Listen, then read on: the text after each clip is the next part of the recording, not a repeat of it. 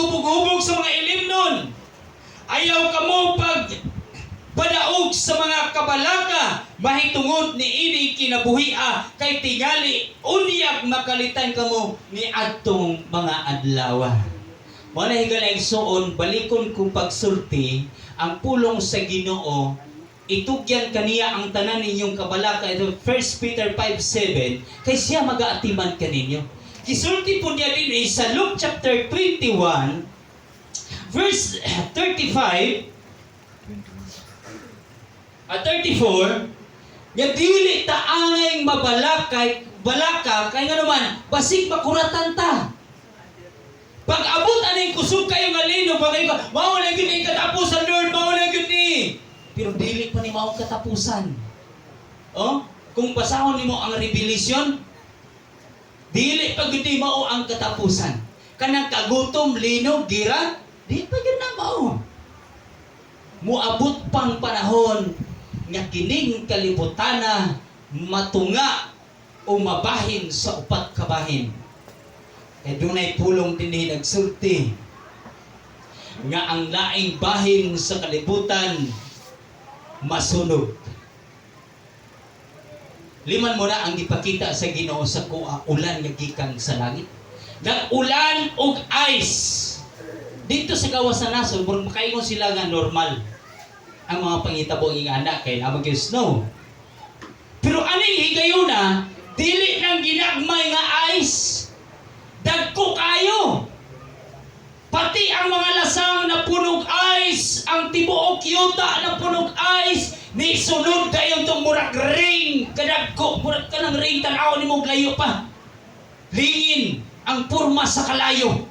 Pagtugpa niya sa kalasangan, niya puno kayong ice, pero matunaw ra gyud ng tanan. Masunog gihapon. Ice na, masunog pa. No? So ingon anak kagamahanan ang Ginoo. So ang pangutana higala igsuon, siguro makapangutana ka na ining panahon na kung upon man sa Ginoo ang tibok nga kalibutan, mahanaw man ang kalibutan, ingon man ang tanan nga mga naghimog dili maayo niining kalibutana, ang pangutana asa man adto ning mga Kristohanon. Mo na higala igsuon, usbong ko pag-ingon wala niyong kabalaka aning kinabuhia. Kay dili ta taga dinhi. Tagalangit ta, amen. Amen. Wala kayong kabalaka sa bisan unsang mudangat aning kinabuhia. Kay dili ka taga dinhi. Ang importante lang siguro wa imong kinabuhi. Kung padulong kag langit, siguro wa imong kinabuhi. Tan-awa kung sibo pa gayon padulong og langit ang imong kinabuhi. Basig makaingon ka sa ulahing mga adlaw, sayop man di ko sa akong pagtuo. Dunay usa ka Kristohanon ingon pa niya, niabot ko usa ka simbahan, tan-aw na ko sa usa ka simbahan, dunay sayop. Balay na po ko, ato na po ulay simbahan, tanan ako naagya po sayop. Hangtod ingon pa niya, nalibot na ko ang tanang denomination, nakita na ko nga dunay sayop. O namalandong ko sa akong kagalingon, unsa di ay sayop sa maong simbahan. Nga sa kadaghang simbahan nga akong kiadtuan, tanan nakita na ko dunay sayop.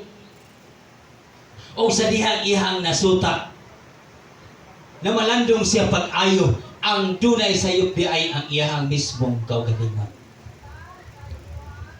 Ang nakita niyang dunay sayop ang iyahang kaugalingon, nga naman, pag-abot niya usa ka simbahan, wala ay lain siyang gitan-aw ang mga kinabuhi, batasan panggawi sa mga Kristohanon. Maubaka di ang tinuod nga simbahan, tan-aw na ko ang mga batasan sa mga Kristohanon, mo ni tinatan-aw niya, ingon din siya, dunay sayop aning simbahan, adto na yun siya, balay na po.